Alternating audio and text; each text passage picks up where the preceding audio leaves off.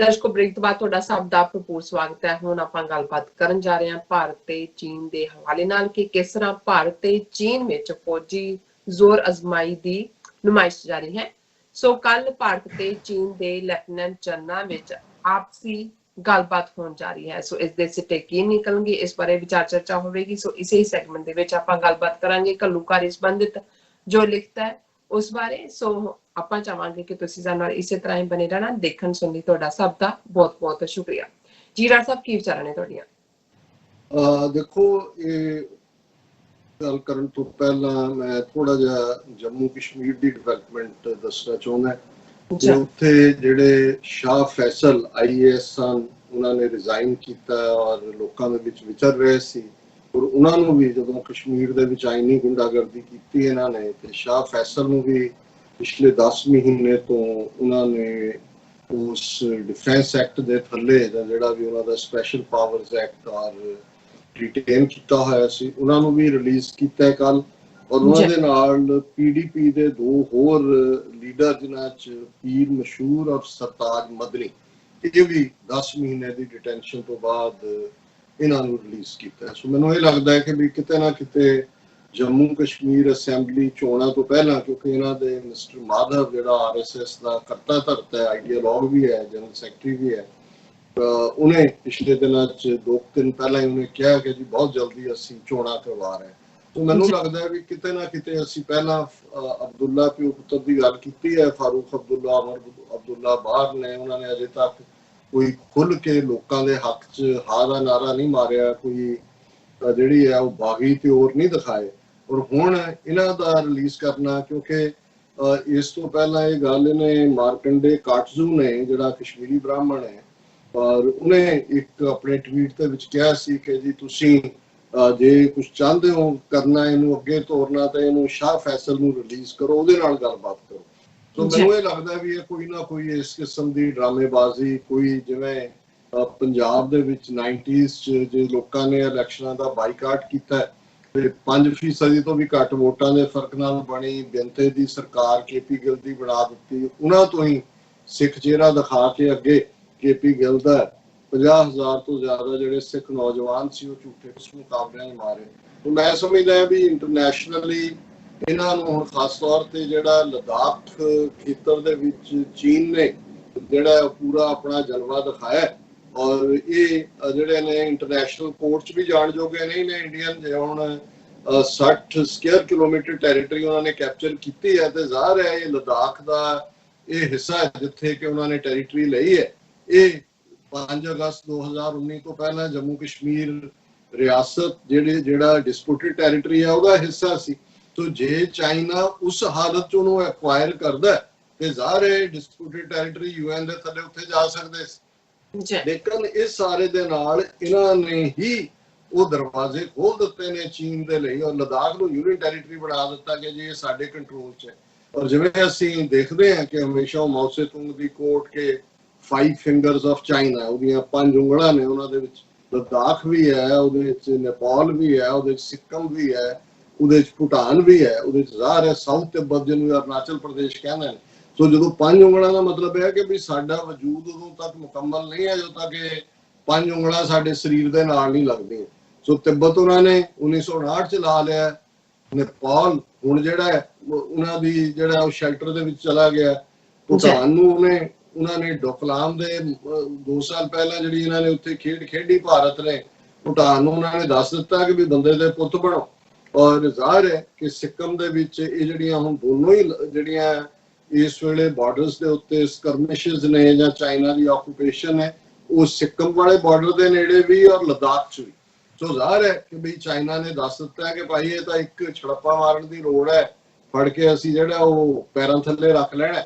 ਔਰ ਫਿਰ ਜਿਵੇਂ ਸਾਡੇ ਇੱਕ ਵਿਊਅਰ ਨੇ ਬੜੇ ਲਾਈਟ ਅੰਦਾਜ਼ 'ਚ ਲਿਖਿਆ, ਉਹਨਾਂ ਨੇ ਕਿਹਾ ਵੀ ਅਭਿਨੰਦਨ ਨੇ ਪਾਕਿਸਤਾਨੀ ਚਾਹ ਦਾ ਸਵਾਦ ਤਾਂ ਚੱਖਿਆ, ਉਹ ਚੀਨੀ ਸਵਾਦ ਦਾ ਚੀਨੀ ਚਾਹ ਦਾ ਸਵਾਦ ਚੱਖੇਗਾ ਕਿ ਚੀਨੀ ਚਾਹ। ਸੋ ਜ਼ਾਹਰ ਹੈ ਕਿ ਉਹ ਆਪਣੇ ਹੈਲੀਕਾਪਟਰ ਪੈਡ ਪੁੱਟ ਬਣਾ ਰਹੇ ਨੇ ਤੇ ਉੱਥੇ ਚੀਨੀ ਚਾਹ ਦਾ ਸਵਾਦ ਵੀ ਚੱਖੇਗਾ। ਤੇ ਨਾਲ ਹੀ ਇੱਕ ਨੇ ਹੋਰ ਸਾਡੇ ਵੀਰ ਨੇ, ਕਿਉਂਕਿ ਲਾਈਟਰ ਵੇਨ ਦੀ ਗੱਲ ਹੁੰਦੀ, ਉਹਨਾਂ ਨੇ ਕਿਹਾ ਜੀ ਦੇਖੋ ਭਾਰਤ ਦੇ ਵਿੱਚ ਕੋਈ ਚੀਕ ਰਿਹਾ ਕਹਿ ਰਿਹਾ ਚੀਨ ਨੇ ਚੀਨੀ ਭੇਜ ਦਿੱਤੇ ਇੱਧਰ ਸਾਡੇ ਬਾਰਡਰ ਤੇ, ਤੇ ਇੱਧਰ ਪਾਕਿਸਤਾਨ ਨੇ ਚੀਨੇ ਕਬੂਤਰ ਭੇਜ ਦਿੱਤੇ। ਉਹ ਜਿਹੜਾ ਕਬੂਤਰ ਉਹ ਚੀਨਾ ਕਬੂਤਰ ਹੀ ਸੀਗਾ, ਉਹਨਾਂ ਕਿਹਾ ਜੀ ਉਹਨਾਂ ਉਧਰ ਚੀਨੇ ਆ ਗਏ, ਉਧਰ ਚੀਨੇ ਕਬੂਤਰ ਆ ਗਏ ਨਾ, ਤੇ ਹੁਣ ਅਸੀਂ ਕੀ ਕਰਾਂਗੇ। ਉਹ ਜਿਵੇਂ ਹੈ ਤਾਂ ਥੋੜਾ ਜਿਹਾ ਲਾਈਟਰ ਵੇ ਤੇ 62 ਤੋਂ ਬਾਅਦ ਦਾ ਔਰ ਫਿਰ ਜਿਹੜਾ 65 ਤੋਂ ਬਾਅਦ ਇਹ ਜੋਕ ਘੁੰਮਦਾ ਸੀ ਕਿ ਭਾਈ ਇਹ ਉਹਨਾਂ ਨੇ ਕਿਹਾ ਕਿ ਭਾਰਤ ਮਾਤਾ ਦਾ ਕੀ ਬਣੇਗਾ, ਤੇ ਉਹ ਲਾਈਟਰ ਅੰਦਾਜ਼ ਦੇ ਜਿਹੜੀ ਝਾਂਗੀ ਡਾਇਲੈਕਟ ਦੇ ਵਿੱਚ ਕਹਿੰਦੇ ਸੀ ਕਿ ਭਾਰਤ ਮਾਤਾ ਕੀ ਕਰੇ, ਕੋਈ ਕੱਛ ਚਾਨ ਵੜਿਆ, ਕੋਈ ਨੇਫੇ ਚਾਨ ਵੜਿਆ। ਹੁਣ ਨੇਫਾ ਨਾਰਥ ਈਸਟ ਫਰੰਟੀਅਰ ਏਜੰਸੀ ਜਿੱਥੇ ਲੜਾਈ ਹੋਈ ਉਹ ਸੀ, ਤੇ ਕੱਛ ਜਿਹੜਾ ਉਹ ਰਾਣਾ ਆਫ ਕੱਛ ਜਿਹੜਾ ਪਾਕਿਸਤਾਨ ਨੇ 65 ਦੇ ਵਿੱਚ ਜਿਹੜਾ ਉੱਥੇ ਆਪਣਾ ਜਲਵਾ ਦਿਖਾਇਆ। ਉਹ ਕਹਿੰਦਾ ਭਾਰਤ ਮਾਤਾ ਕੀ ਕਰੇ, ਕੋਈ ਨੇਫੇ ਚਾਈ ਵੜਿਆ, ਕੋਈ ਕੱਛ ਚਾਈ ਵੜਿਆ। ਸੋ ਹੁਣ ਇਹ ਹੈ ਕਿ ਵੀ ਇੱਧਰ ਚੀਨੇ ਕਬੂਤਰ ਆ ਗਏ, ਉਧਰ ਅਸਲੀ ਚੀਨੀ ਆ ਗਏ। ਕਹਿੰਦੇ ਉਧਰ ਨੇਪਾਲੀਆਂ ਨੇ ਵੀ, ਜਿਵੇਂ ਮੈਂ ਉਹ ਕਿਹਾ ਵੀ ਕੁੱਤੀ ਨੇ ਵੀ ਪਹੁੰਚਾ ਮਾਰਤਾ ਜਾਂਦੇ ਜਾਂਦੇ, ਨੇਪਾਲ ਨੇ ਵੀ ਅੱਖਾਂ ਕੱਢ ਲਈਆਂ ਵੀ ਖਬਰਦਾਰ ਅਸੀਂ ਵੀ ਫੌਜ ਲਿਆ ਰਹੇ। ਸੋ ਇਸ ਸਾਰੇ ਚ ਹੁਣ ਬੇਸ਼ੱਕ ਜਿਵੇਂ ਅਸੀਂ ਡਿਸਕਸ ਕੀਤਾ ਸੀ, ਪਹਿਲਾਂ ਮੇਜਰ ਲੈਵਲ ਦੀਆਂ ਆਪਸੀ ਗੱਲਬਾਤ ਹੋਈ, ਫੇਲ ਲੈਫਟੀਨੈਂਟ ਕਰਨਲ ਲੈਵਲ ਦੀ ਜਿਹੜੀ ਹੈ ਉਹ ਫੇਲ। ਹੁਣ ਲੈਫਟੀਨੈਂਟ ਜਨਰਲ ਲੈਵਲ ਦੀ ਗੱਲਬਾਤ ਕੱਲ ਹੋਣੀ ਹੈ, ਜਦੋਂ ਅਸੀਂ ਗੱਲ ਕਰ ਰਹੇ ਹਾਂ ਪਾਸਟ ਮਿਡਨਾਈਟ ਹੈ ਸਾਊਥ ਏਸ਼ੀਆ ਜਾਂ ਅਰਲੀ ਮਾਰਨਿੰਗ ਹੈ। ਸੋ ਉੱਥੇ ਗੱਲਬਾਤ ਹੋਏਗੀ, ਪਰ ਉਸ ਤੋਂ ਪਹਿਲਾਂ ਇਹ ਦੱਸਣ ਦੇ ਲਈ ਕਿ ਭਾਈ ਅਸੀਂ ਜਿਹੜਾ ਹੈ ਉਹ ਡਿਪਲੋਮੇਸੀ ਕਰ ਰਹੇ ਹਾਂ, ਉਹਦੇ 'ਚ ਖਬਰ ਹੈ ਕਿ ਭਾਈ ਉਹਨਾਂ ਦੇ ਜੁਆਇੰਟ ਸੈਕਟਰੀ ਲੈਵਲ ਦਾ ਨਵੀਨ ਸ਼੍ਰੀਵਾਸਤਵਾ ਔਰ ਚਾਈਨਾ ਦੇ ਡਾਇਰੈਕਟਰ ਜਨਰਲ ਉਹਨਾਂ ਦੀ ਫੋਰਨ ਆਫਿਸ ਦਾ ਵੂ ਜਿਆਂਗੂ ਸ਼ਾਇਦ ਬੀਬੀ ਹੈ, ਇਹਨਾਂ ਦੀ ਗੱਲਬਾਤ ਹੋਈ ਹੈ।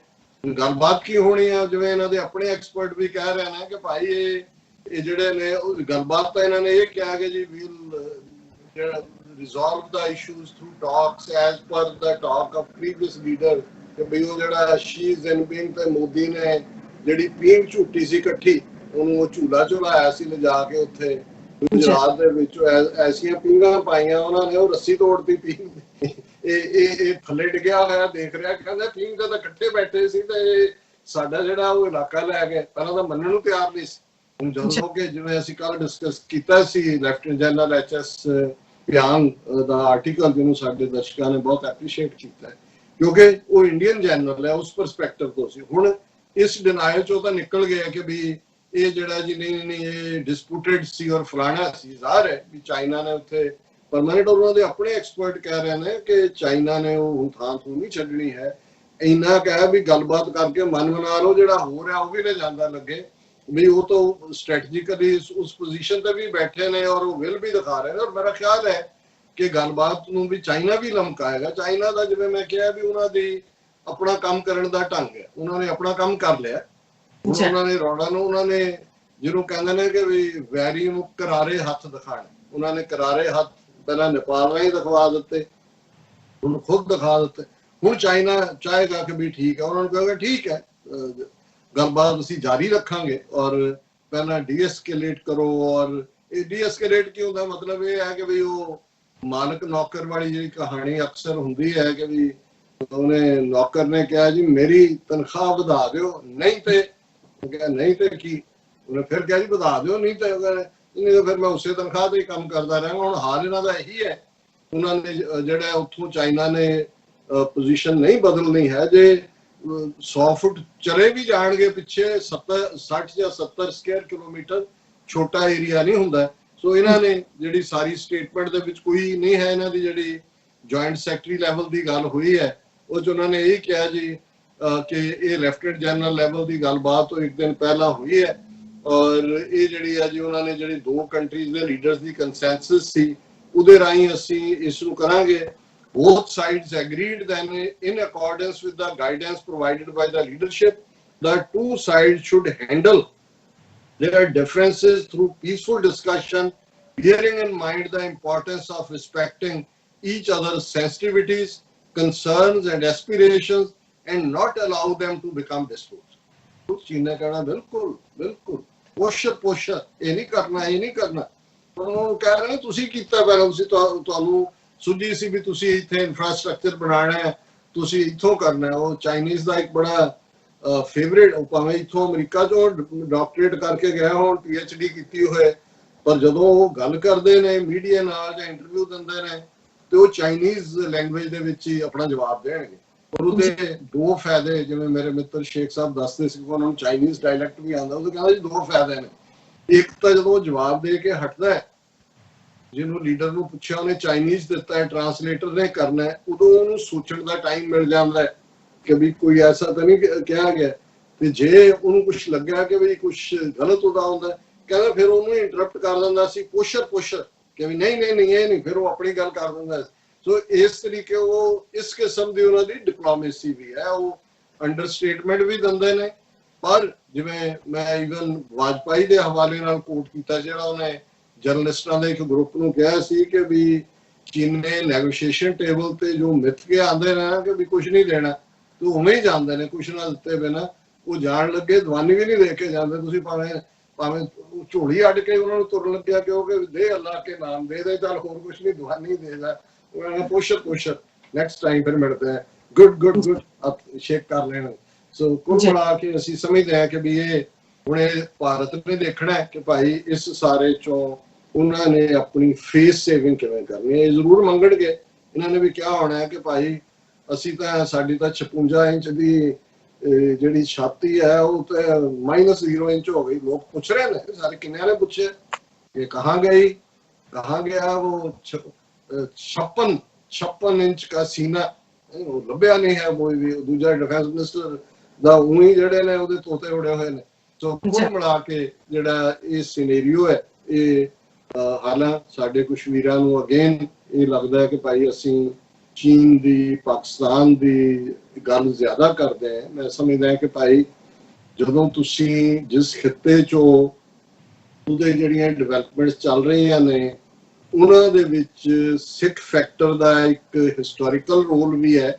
ਜਿਵੇਂ ਅਸੀਂ 1846 ਦੀ ਟੀਟੀ ਦੀ ਗੱਲ ਕੀਤੀ, ਔਰ ਇਹ ਸਿੱਖ ਰਾਜ ਦਾ ਹਿੱਸਾ ਹੀ ਸੀ ਇੱਕ ਸਟੇਜ ਤੇ ਜਿੱਥੇ ਅੱਜ ਇਹ ਸਾਰਾ ਕੁਝ ਚੱਲ ਰਿਹਾ ਹੈ। ਦੂਸਰਾ, ਜਦੋਂ ਅਸੀਂ ਬਫਰ ਸਟੇਟ ਦੀ ਗੱਲ ਕਰਦੇ ਹਾਂ, ਇਹ ਗੱਲ ਸਾਹਮਣੇ ਆ ਗਈ ਕਿ ਦੁਨੀਆ ਦਾ ਕੋਈ ਵੀ ਜਿਹੜਾ ਮੁਲਕ ਹੈ ਜਾਂ ਪਾਵਰਸ ਨੇ ਉੱਥੇ ਜੰਗ ਨਹੀਂ ਚਾਹੁੰਦੀਆਂ, ਹੋਣੀ ਵੀ ਨਹੀਂ ਚਾਹੀਦੀ।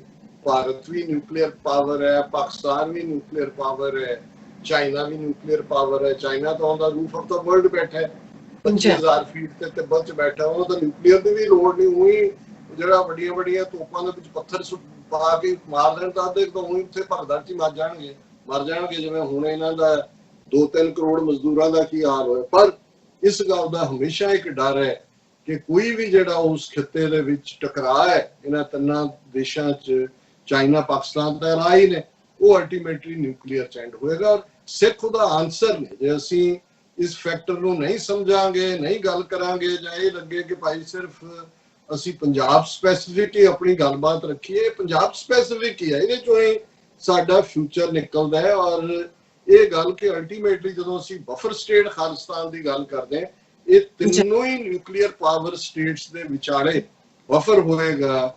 ਔਰ ਇਹ ਜਿਵੇਂ ਵਾਗਾ ਤੋਂ ਸਰਹੱਦ ਸ਼ੁਰੂ ਹੁੰਦੀ ਹੈ ਹੁਸੈਨੀ ਵਾਲਾ ਤੱਕ, ਔਰ ਫਿਰ ਤੁਸੀਂ ਰਾਜ ਵਿੱਚ ਡੈਜ਼ਰਟ ਹੈ ਸਾਰਾ 15-20 ਮੀਲ ਦੀ ਜਿਹੜੀ ਉਹ ਸਟ੍ਰਿਪ ਹੈ, ਔਰ ਜਾ ਕੇ ਫਿਰ ਲਖਪਤ ਤੱਕ ਜਿੱਥੇ ਰਾਣਾ ਆਫ ਕੱਚ ਦੇ ਵਿੱਚ ਪਾਕਿਸਤਾਨ ਨਾਲ ਸਮੁੰਦਰੀ ਬਾਰਡਰ, ਸਾਊਥ ਇੰਡੀਆ ਨਾਲ ਤਾਂ ਲੱਗਦਾ ਨਹੀਂ ਹੈ ਪਾਕਿਸਤਾਨ ਦਾ।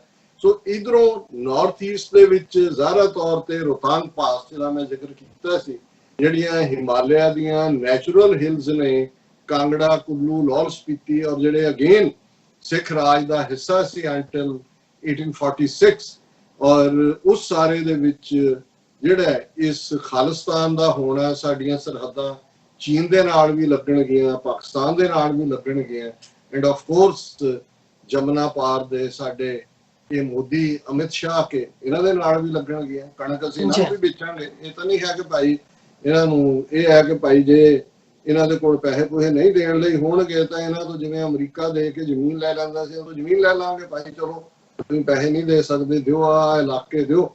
ਜਿਹੜਾ ਸਾਡਾ ਬਾਰਡਰ ਹੈ ਉਹ ਜ਼ਾਹਰ ਤੌਰ ਤੇ ਜਿੱਥੇ ਤੱਕ ਵੀ ਜਾ ਸਕੇਗਾ ਜਾਏਗਾ। ਇਹ ਤਾਂ ਅਲਟੀਮੇਟਲੀ ਬਾਕੀ ਕੌਮਾਂ ਦੀ ਵਿਲ ਤੇ ਡਿਪੈਂਡ ਕਰਦਾ ਹੈ। ਔਰ ਮੈਂ ਕੰਕਲੂਡ ਕਰਾਂ ਕਿ ਜਿਵੇਂ ਅਸੀਂ ਘੱਲੂਘਾਰਾ ਹਫ਼ਤੇ ਨੂੰ ਯਾਦ ਕਰ ਰਹੇ ਹਾਂ, ਸਾਰਾ ਵਕਤ ਵਿਰਾਗ ਦੇ ਵਿੱਚ ਵੀ ਹੁੰਦਾ ਹੈ, ਹੋਪ ਦੇ ਵਿੱਚ ਵੀ ਹੁੰਦਾ ਹੈ, ਔਰ ਇਸ ਸਾਰੇ ਚੋਂ ਜਿਹੜਾ ਸਾਡਾ ਰਿਜ਼ੋਲਵ ਹੈ ਕੌਮਾਂ ਉਹੀ ਇਤਿਹਾਸ ਦੇ ਵਿੱਚ ਜਿਉਂਦੀਆਂ ਰਹਿੰਦੀਆਂ ਨੇ ਜਿਹੜੀਆਂ ਆਪਣੇ ਸ਼ਹੀਦਾਂ ਨੂੰ ਯਾਦ ਰੱਖਦੀਆਂ, ਆਪਣੇ ਇਤਿਹਾਸ ਨੂੰ ਯਾਦ ਰੱਖਦੀਆਂ।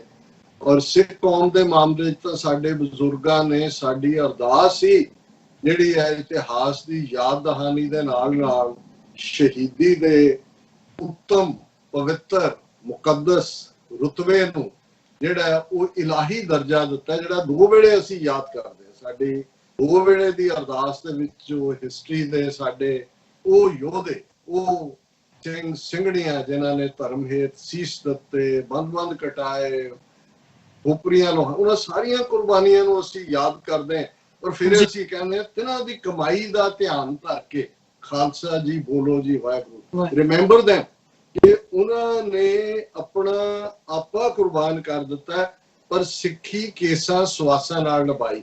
ਅਖੀਰਲੇ ਸਾਹ ਤੱਕ ਉਹਨਾਂ ਦੇ ਕੇਸ ਟਿਕੇ, ਅਖੀਰਲੇ ਸਾਹ ਤੱਕ ਉਹਨਾਂ ਦਾ ਸਿੱਖੀ ਸਿਦਕ ਕਾਇਮ ਸੀ, ਸਿੱਖੀ ਵਿਸ਼ਵਾਸ ਕਾਇਮ ਸੀ। ਇਹ ਸ਼ਹਾਦਤਾਂ ਜਿਹੜੀਆਂ ਨੇ ਉਹ ਸ਼ਹੀਦ ਨੂੰ ਸਾਡੀ ਲੋੜ ਨਹੀਂ ਹੁੰਦੀ ਕਿਸੇ ਸਾਡੇ ਯਾਦ ਕਰਨ ਦੀ, ਉਹ ਤਾਂ ਸ਼ਹੀਦ ਦੇ ਲਈ ਤਾਂ ਆਲਰੇਡੀ ਜਿਹੜਾ ਉਹ ਗੁਰੂ ਦੀ ਗੋਦ ਹੈ। ਸ਼ਹੀਦ ਦਾ ਰੁਤਬਾ, ਇਸ ਨੂੰ ਜਿਹੜਾ ਅਕਸਰ ਲਫ਼ਜ਼ ਜਿਹੜਾ ਸ਼ਹੀਦ ਅਰਬੀ ਚੋਂ ਆਇਆ ਔਰ ਫਾਰਸੀ ਚੋਂ ਹੁੰਦਾ ਹੋਇਆ ਸਾਡੇ ਤੱਕ ਹੈ, ਉਸ ਦਾ ਮਤਲਬ ਹੀ ਹੈ ਗਵਾਹੀ ਦੇਣ ਵਾਲਾ, ਸ਼ਹਾਦਤ ਤੋਂ ਆਇਆ।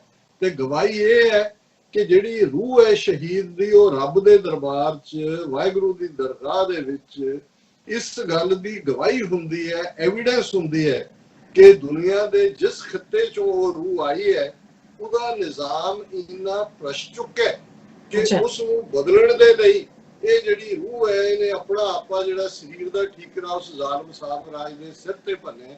ਔਰ ਇਹੀ ਸਿੱਖੀ ਦੇ ਵਿੱਚ ਸ਼ਹਾਦਤ ਦਾ ਕਨਸੈਪਟ ਹੈ। ਔਰ ਜ਼ਾਹਰ ਹੈ 18ਵੀਂ ਸਦੀ ਦੇ ਵਿੱਚ ਵੀ ਅਸੀਂ ਉਸ ਰੁਤਬੇ ਨੂੰ ਦੇਖਦੇ ਹਾਂ ਕਿ ਅੰਮ੍ਰਿਤਸਰ ਦੀ ਸਰਜ਼ਮੀਂ, ਇਹ ਤਾਂ ਜਿਹੜੇ ਸ਼ਹੀਦ ਨੇ ਦਰਬਾਰ ਸਾਹਿਬ ਅਕਾਲ ਤਖਤ ਦੀ ਜਿਹੜੀ ਹੈ ਉਹ ਪਵਿੱਤਰਤਾ ਦੇ ਲਈ ਮੀਰੀ ਪੀਰੀ ਦੇ ਸੰਕਲਪ ਲਈ ਸ਼ਹੀਦ ਹੋਏ।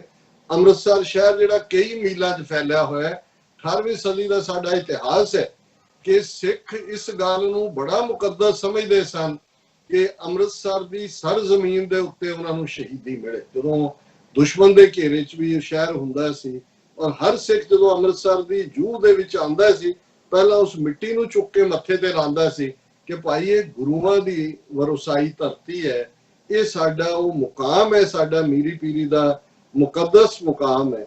ਔਰ ਦਰਬਾਰ ਸਾਹਿਬ ਦੇ ਹਵਾਲੇ ਨਾਲ ਤਾਂ ਪ੍ਰੋਫੈਸਰ ਪੂਰਨ ਸਿੰਘ ਜਿਹੜੇ ਸਾਡੇ ਬਹੁਤ ਵੱਡੇ ਦਾਰਸ਼ਨਿਕ ਥਿੰਕਰ ਮਿਸਟਿਕ ਹੋਏ ਨੇ, ਉਹ ਇੱਕ ਦਰਬਾਰ ਸਾਹਿਬ ਤੇ ਲਿਖੇ ਲੇਖ 'ਚ ਕਹਿੰਦੇ ਨੇ ਕਿ ਜਦੋਂ ਤੁਸੀਂ ਦਰਬਾਰ ਸਾਹਿਬ ਦੇ ਅੰਦਰ ਤੁਰਦੇ ਹੋ ਬੜੇ ਅਦਬ ਨਾਲ ਤੁਰੋ, ਪੈਰ ਬੜਾ ਬੋਝ ਕੇ ਰੱਖੋ, ਕਿਉਂਕਿ ਜਿੱਥੇ ਜਿਸ ਸਿੱਲ ਦੇ ਉੱਤੇ ਤੁਹਾਡਾ ਪੈਰ ਟਿਕ ਰਿਹਾ ਉਸ ਸਿੱਲ ਦੇ ਥੱਲੇ ਪਤਾ ਨਹੀਂ ਕਿੰਨੇ ਹਜ਼ਾਰਾਂ ਸਿੱਖ ਸ਼ਹੀਦਾਂ ਦੇ ਸਿਰ ਟਿਕੇ ਹੋਏ ਨੇ। ਇਹ ਆ ਉਹ ਦਰਬਾਰ ਹੈ, ਮਹਿਜ਼ ਕੋਈ ਪੂਜਾ ਦੀ ਥਾਂ ਨਹੀਂ ਹੈ, ਇਹ ਸਾਡਾ ਮੀਰੀ ਤੇ ਪੀਰੀ ਦਾ ਮੁਕਾਮ ਹੈ। ਔਰ ਇਹੀ ਪਾਠ ਜਦੋਂ ਅਸੀਂ ਇਸ ਪਾਠ ਨੂੰ ਦੇਖਦੇ ਹਾਂ ਅਕਸਰ ਸੰਤ ਭਿੰਡਰਾਂ ਵਾਲਿਆਂ ਦੇ ਹਵਾਲੇ ਨਾਲ ਇਹ ਵੀ ਸੀ ਕਿ ਉਹ ਚੜ੍ਹਦੀ ਕਲਾ 'ਚ ਨੇ, ਉਹ ਨਿਕਲ ਗਏ ਨੇ, ਲੇਕਿਨ ਮਈ ਦੇ ਮਹੀਨੇ ਦੇ ਅਖੀਰਲੇ ਦਿਨਾਂ ਦਾ ਇੱਕ ਡਾਇਲੋਗ ਜਿਹੜਾ ਉਹਨਾਂ ਨੂੰ ਬੜੇ ਚੰਗੇ ਲੋਕ ਜਿਹੜੇ ਆਲਾ ਦਰਜਾ ਰੱਖਦੇ ਸੀ ਹਕੂਮਤ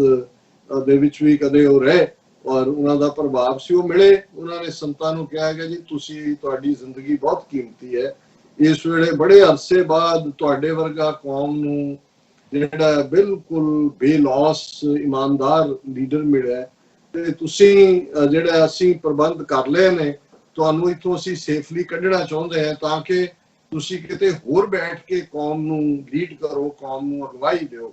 ਤੇ ਜਿਹੜਾ ਉਹਨਾਂ ਦੇ ਦਾ ਜਵਾਬ ਸੀ ਉਹ ਅਕਸਰ ਮੈਂ ਪਹਿਲਾਂ ਵੀ ਸ਼ਾਇਦ ਦੁਹਰਾਇਆ ਇਸ ਪ੍ਰੋਗਰਾਮ ਦੇ ਵਿੱਚ, ਉਹਨਾਂ ਨੇ ਕਿਹਾ ਵੀ ਸਿੰਘੋ ਤੁਹਾਡਾ ਬਹੁਤ ਧੰਨਵਾਦ, ਤੁਸੀਂ ਇਸ ਸਰੀਰ ਨੂੰ ਪਿਆਰ ਕਰਦੇ ਹੋ, ਪਰ ਬਾਬਾ ਦੀਪ ਸਿੰਘ ਜਿਨ੍ਹਾਂ ਦੀ ਇਹ ਟਕਸਾਲ ਸ਼ੁਰੂ ਕੀਤੀ ਹੋਈ ਹੈ ਉਹ ਦਮਦਮਾ ਸਾਹਿਬ ਤੋਂ ਸੀਸ ਲੈ ਕੇ ਇੱਥੇ ਭੇਟ ਕਰਨ ਦੇ ਲਈ ਆਏ ਤੇ ਮੈਂ ਵੀ ਉਸੇ ਟਕਸਾਲ ਦਾ ਸੇਵਾਦਾਰ ਹਾਂ। ਮੈਂ ਹੁਣ ਇਹ ਸਿਰ ਨੂੰ ਇੱਥੋਂ ਚੁੱਕ ਕੇ ਕਿੱਥੇ ਲੈ ਕੇ ਜਾਵਾਂ, ਇਹ ਇੱਥੇ ਹੀ ਲੱਗੇਗਾ ਗੁਰੂ ਦੇ ਚਰਨਾਂ ਦੇ ਵਿੱਚ। ਸੋ ਸੱਚਮੁੱਚ ਉਹਨਾਂ ਨੇ ਸਿੱਖੀ ਕੇਸਾਂ ਸਵਾਸਾਂ ਦੇ ਨਾਲ ਨਿਭਾਈ, ਉਹਦਾ ਲਾਸਟ ਬ੍ਰੈਥ ਐਂਡ ਬੁਲੇਟ। ਔਰ ਇਹੀ ਫਰਮਾਨ ਹੈ ਜਦੋਂ ਅਸੀਂ ਸਿੱਖੀ ਸਕੂਲ ਵਿੱਚ ਦਾਖਲ ਹੁੰਦੇ ਹਾਂ, ਜਿਹੜਾ ਪਿਆਰ ਦਾ ਸਕੂਲ ਹੈ, ਪ੍ਰੇਮ ਦਾ ਸਕੂਲ ਹੈ। ਔਰ ਜਿਵੇਂ ਈਰਾਨ ਦੇ ਜਿਹੜਾ ਪਰਸ਼ੀਆ ਸੀ ਕਿਸੇ ਜ਼ਮਾਨੇ 'ਚ, ਬੜੇ ਮਸ਼ਹੂਰ ਉਹਨਾਂ ਦੇ ਦਾਰਸ਼ਨਿਕ ਮਿਸਟਿਕ ਮੌਲਾਨਾ ਰੂਮੀ, ਜਿਹੜੇ ਅਲਾਮਾ ਇਕਬਾਲ ਦੇ ਵੀ ਜਿਹੜੇ ਨੇ ਮੁਰਸ਼ਦ ਸਨ, ਜਾਂ ਉਹਨਾਂ ਦੇ ਰੂਹਾਨੀ ਜਿਹੜੇ ਨੇ ਉਹਨਾਂ ਨੂੰ ਮੋਟੀਵੇਟ ਕਰਨ ਵਾਲੇ ਸਨ, ਉਹਨਾਂ ਦਾ ਇੱਕ ਥਾਂ ਤੇ ਹੈ ਕਿ ਭਾਈ ਇਹ ਜਿਹੜੇ ਉਹ ਵਜੂਦ ਹੀ ਨਹੀਂ ਹੈ ਜਿੱਥੇ ਜ਼ਖਮ ਨਾ ਹੋਏ, ਕਿਉਂਕਿ ਜਦੋਂ ਜ਼ਖਮ ਮਿਲਦਾ ਹੈ ਵਜੂਦ ਨੂੰ ਤੇ ਉਸ ਚੋਂ ਅੱਲਾਹ ਤਾਲਾ ਦੀ ਰੋਸ਼ਨੀ ਨੂਰ ਐਂਟਰ ਕਰਦੇ। ਔਰ ਇਹ ਇੱਕ ਬੜੀ ਕੀਮਤੀ ਗੱਲ ਹੈ ਕਿ ਭਾਈ ਕਿਵੇਂ ਇਹ ਜਿਹੜਾ ਜ਼ਖਮ ਹੈ ਇਹ ਪਿਆਰ ਦਾ, ਜਿਹਨੂੰ ਕਬੀਰ ਸਾਹਿਬ ਨੇ ਫਰਮਾਇਆ, ਕਬੀਰ ਸਤਗੁਰ ਸੂਰਮੇ ਵਾਇਆ ਬਾਣ ਜੋ ਇੱਕ ਲਾਗਤ ਹੀ ਪੋਏ ਕਿਰ ਪੜਿਆ ਪਰਾ ਕਲੇਜੇ ਛੇਕ। ਕਿ ਇਹ ਜਿਹੜਾ ਪਿਆਰ ਦੇ ਤੀਰ ਹੁੰਦੇ ਨੇ, ਅਣਿਆਲੇ ਤੀਰ ਹੁੰਦੇ ਨੇ, ਜਦੋਂ ਕੱਸ ਕੇ ਪਿਆਰ ਦਾ ਤੀਰ ਹਿਰਦੇ ਦੇ ਵਿੱਚ ਵੱਜਦਾ ਤੇ ਉਸ ਜਿਹੜੀ ਉਸ ਤੀਰ ਪਿਆਰ ਦੇ ਤੀਰ ਦੀ ਤਤੀਲੀ ਨਿਕਲਦੀ ਹੈ, ਉਹੀ ਵੈਰਾਗ ਹੈ।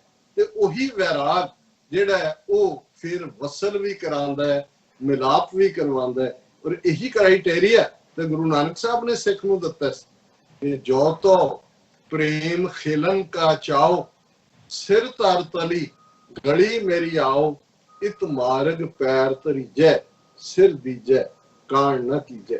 ਕਿ ਜੇ ਤੈਨੂੰ ਪਿਆਰ ਦੀ ਖੇਡ ਖੇਡਣ ਦਾ ਸ਼ੌਕ ਹੈ ਤਾਂ ਸਿਰ ਨੂੰ ਤਲੀ ਤੇ ਰੱਖ ਲੈ ਤੇ ਮੇਰੀ ਗਲੀ ਵਿੱਚ ਆ ਜਾ। ਇਸ ਗਲੀ 'ਚ ਜਿਹਨੇ ਵੀ ਪੈਰ ਰੱਖਿਆ, ਪੈਰ ਪਾਇਆ, ਉਹਨੇ ਸਿਰ ਦੇ ਦਿੱਤਾ, ਪਿੱਠ ਨਹੀਂ ਦਿਖਾਈ। ਇਹ ਘੱਲੂਘਾਰਾ 84 ਦੇ ਸਾਡੇ ਯੋਧੇ ਦਰਬਾਰ ਸਾਹਿਬ 'ਚ 37 ਇਤਿਹਾਸਕ ਗੁਰਦੁਆਰਿਆਂ 'ਚ ਜਿਨ੍ਹਾਂ ਨੇ ਆਪਣੇ ਪਿਆਰੇ ਦੀ ਇਸ ਪ੍ਰੇਮ ਖੇਡ 'ਚ ਆਪਣੇ ਸਰੀਰਾਂ ਦੇ ਨਜ਼ਰਾਨੇ ਆਪਣੇ ਪਿਆਰੇ ਨੂੰ ਭੇਟ ਕੀਤੇ, ਉਹਨਾਂ ਨੂੰ ਅਸੀਂ ਸ਼ਰਧਾ ਦੇ ਫੁੱਲ ਭੇਟ ਕਰਦੇ। ਔਰ ਮੈਂ ਕੰਕਲੂਡ ਕਰਦਾ ਇਸ ਕਪਲੇਟ ਦੇ ਨਾਲ, ਜੰਗ ਹਿੰਦ ਪੰਜਾਬ ਦਾ ਮੁੜ ਹੋਸੀ। ਇਹ ਬਿਗਨਿੰਗ ਇਹਨਾਂ ਨੇ ਕੀਤੀ ਹੈ, ਐਂਡ ਖਾਲਸੇ ਨੇ ਕਰਨਾ। ਜੰਗ ਹਿੰਦ ਪੰਜਾਬ ਦਾ ਮੁੜ ਹੋਸੀ, ਸਾਥੋਂ ਖੁਸ਼ੀਆਂ ਭਾਵੇਂ ਸਰਦਾਰੀਆਂ ਨੇ, ਸਾਡੇ ਕੋਲ ਭਾਵੇਂ ਪੋਲੀਟੀਕਲ ਪਾਵਰ ਨਹੀਂ ਹੈ, ਜੰਗ ਹਿੰਦ ਪੰਜਾਬ ਦਾ ਮੁੜ ਹੋਸੀ, ਸਾਥੋਂ ਖੁਸ਼ੀਆਂ ਭਾਵੇਂ ਸਰਦਾਰੀਆਂ ਨੇ, ਉਦੋਂ ਤੱਕ ਨਹੀਂ ਜੰਗ ਇਹ ਖਤਮ ਹੋਣੀ ਜਦ ਤੱਕ ਜਿੱਤਦੀਆਂ ਨਹੀਂ ਜੋ ਹਾਰੀਆਂ ਨੇ।